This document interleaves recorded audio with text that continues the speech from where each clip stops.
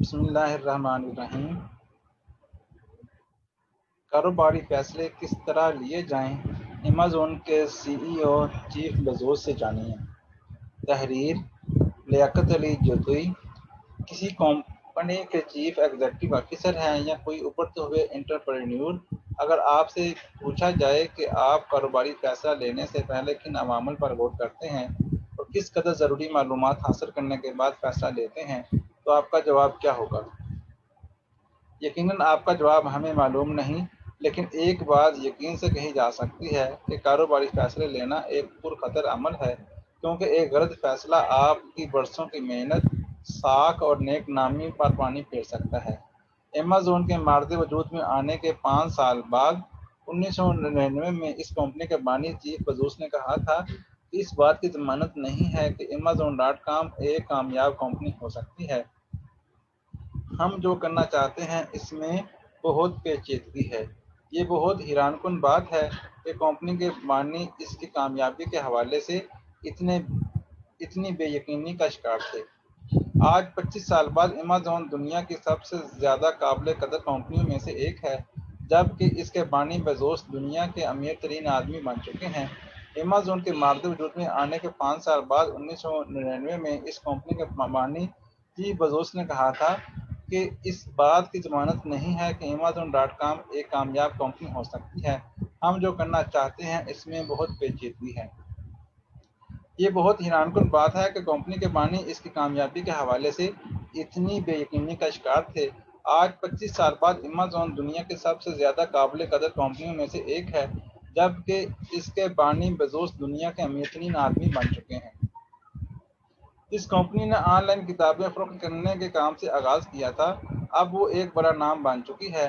Jeff بزوس نے 1999 میں کہا تھا کہ جب ہم نے 4 سال قبل کتابیں فروخت کرنا شروع کی تھیں تو ہمیں کہا گیا کہ دیکھیں، آپ صرف کمپیوٹر کا کاروبار جانتے ہیں اور کتابوں کے کاروبار سے متعلق آپ کو کچھ پتہ نہیں ہے، اور یہ سچ تھا۔ لیکن ہوا یہ کہ ایمیزون کے پاس امریکہ میں ایک بڑا اسٹور موجود تھا، جس سے کمپنی کو آگے بڑھنے میں بہت مدد ملی اور ایمیزون کو اس قابل بنایا کہ وہ اپنی روایتی مدھم قابل کمپنیوں سے بہتر کتابوں کا انتخاب کر سکیں۔ جب ای بکس کا دور آیا تو ایمیزون نے کمال مہارت سے اس شعبے میں بھی اپنے قدم جما لیے۔ ایمیزون کے سفر کی کہانی کو مختصر کرتے ہوئے یہ کہا جا سکتا ہے کہ اس کی کامیابی کے در پردہ اس کے سربراہ جیف بزوس کی قائدانہ صلاحیتیں تھیں۔ یہی وجہ ہے کہ وہ دنیا بھر کے کئی کاروباری سربراہان اور انٹرپرینیورز کے لیے قابل تقلید ہیں۔ ایسے میں اگر آپ کو یہ بتایا جائے کہ جیف بزوس کاروباری فیصلے کس طرح لیتے ہیں تو یقیناً آپ کے لیے یہ ایک اچھی خبر ہوگی، کیونکہ جیف بزوس کے فیصلہ سازی کے عمل سے آپ کچھ نہ کچھ ضرور سیکھ سکتے ہیں۔ جس وقت آپ کو کسی بھی صورتحال سے متعلق 70% کے لگ بھگ مطلوبہ معلومات موصول ہو جائیں تو اس وقت آپ کو اکثر کاروباری فیصلے لے لینے چاہیے۔ جیف بزوس کہتے ہیں کہ اگر آپ 90% معلومات حاصل ہونے کا انتظار کرتے ہیں تو میں سمجھتا ہوں کہ زیادہ تر کیسز میں آپ فیصلہ سازی میں سست روی اور تاخیر کا شکار ہو رہے ہیں۔ ایمیزون دنیا کی سب سے بڑی ای کامرس کمپنی ہے۔ اس کے ملازمین کی تعداد 5 لاکھ سے زائد ہے۔ اس طرح یہ وال مارٹ کے بعد امریکہ میں سب سے زیادہ نوکریاں فراہم کرنے والی کمپنی بھی ہے۔ جیف بزوس فیصلہ سازی کے اس عمل کو ون ڈے کا نام دیتے ہیں۔ دراصل وہ اسے ایک کنسپٹ اور منترا کا نام دیتے ہیں۔ یہی وجہ ہے کہ وہ جس عمارت میں بھی اپنا دفتر بناتے ہیں اس بلڈنگ کو ڈے ون کا نام دیتے ہیں۔ میں چاہے جتنی عمارتیں بدلوں، یہ نام میں اپنے ساتھ ہر جگہ لے کر جاتا ہوں۔ اسی طرح انہوں نے ڈے ون اکیڈمیز فنڈ بھی قائم کیا ہے جو تعلیم کے شعبہ میں کام کرے گا۔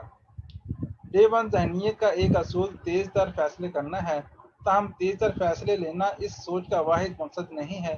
جیف بزوس کہتے ہیں آپ کو فیصلے لینے میں اعلیٰ معیار اور بروقت کو بہرحال برقرار رکھنا ہوتا ہے۔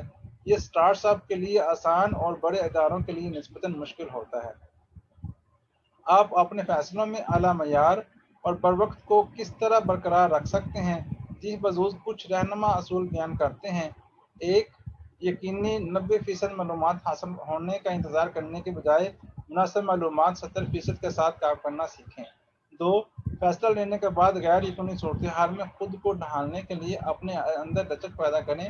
کئی فیصلے قابل واپسی ہوتے ہیں۔ دو رویہ دروازوں کی طرح جن سے گزر کر آپ واپس بھی آ سکتے ہیں۔ جی بزوز کہتے ہیں وہ فیصلے جن کو آسانی سے واپس لیا جا سکے، ان کے لیے لائٹ ویٹ پروسیس استعمال کریں۔ اس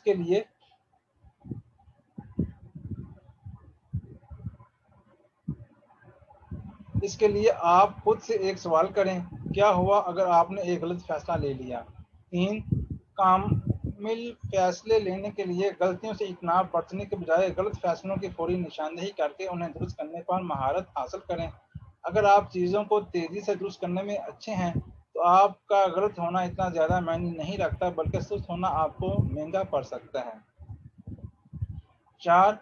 وہ بڑے فیصلے جنہیں واپس نہیں لیا جا سکتا یا جن کا صارفین، ملازمین یا آپ کے شراکت داروں پر بڑا اثر پڑ سکتا ہے، ان پر عمل درآمد کریں، خود نقصان برداشت کریں اور آگے بڑھ جائیں۔ جیف بزوس اسے ڈس ایگری اینڈ کمٹ نظریہ کہتے ہیں۔ آپ کو ایک چیز پر یقین ہے اور آپ کو لگتا ہے کہ آپ کے لیے اور کمپنی کے لیے مفید رہے گی، تو چاہے کمپنی میں اس پر عدم اتفاق موجود ہو، آپ کہہ سکتے ہیں کہ دیکھیں، مجھے معلوم ہے کہ ہم میں سے ہر شخص اس بات پر اتفاق نہیں کرتا، لیکن کیا آپ میرے ساتھ یہ پر خطر کھیل کھیل سکتے ہیں؟ کیا اتفاق نہ کرنے کے باوجود آپ اس فیصلے میں میرا ساتھ دے سکتے ہیں؟ یعنی ڈس ایگری اینڈ کمٹ۔ جیف بزوس کہتے ہیں کہ وہ فیصلہ لینے میں معلومات، ڈیٹا حاصل کر کے اس کا تجزیہ کرنے کے بجائے اپنے دل، وجدان اور ہمت کا زیادہ استعمال کرتے ہیں۔ اگر آپ ایک فیصلہ تجزیہ کی بنیاد پر لے سکتے ہیں تو آپ ایسا ضرور کریں، لیکن اکثر یہی ہوتا ہے کہ آپ اپنی زندگی کے سارے بڑے اور اہم فیصلے اپنے وجدان، مزاج اور دل سے کرتے ہیں۔ ایمیزون کی کامیابی کا راز یہ ہے کہ ہم نے اپنی ترجیحات میں حریف کی بجائے گاہک کو سرفہرست رکھا ہوا ہے۔ ہم اپنے حریفوں پر نظر رکھنے کی بجائے ہر وقت یہ فکر رہتی ہے کہ ہم اپنے صارفین کو کس طرح خوش اور مطمئن رکھ سکتے ہیں۔ مجھے وہ دن یاد ہے جب صارفین کے ڈلیوری پیکٹ میں خود پوسٹ آفر لے کر جا رہا تھا اور سوچ رہا تھا کہ ہم فورک لفٹ کب خریدنے کے قابل ہو سکیں گے۔ آج ایمیزون ایک بڑی کمپنی بن چکی ہے، لیکن اس کے دل اور جذبے کو اسی طرح برقرار رکھنا چاہتا ہوں جیسے ابھی شروع کیا ہو۔ تھینک یو، اللہ حافظ۔